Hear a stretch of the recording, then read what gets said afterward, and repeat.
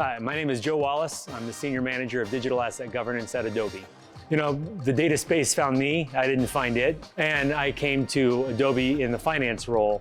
And part of the role that I loved so much was being able to really understand and dive deep into what was making the business move and grow and change. And so I just started to get more and more interested in what that looked like, what was driving those things. And eventually they asked me to come over into the data space and help run teams because I had that business mindset. So it found me, I didn't find it. Some of the things I'm the most proud of in my time in data have been the things that have driven business change.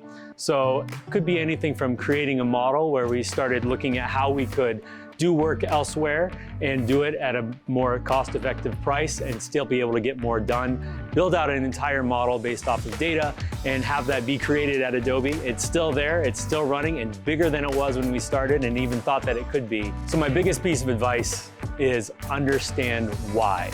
I can't emphasize that enough. Data is really cool, it's great. But if you don't understand why you're creating that data or how it's going to be used, you'll never be able to make that impact. You need to understand why you're doing what you're doing in that big scheme, in that end-to-end scheme, where you fit in the company, where you fit in a role, and understand what you're doing and why. That's the most important part.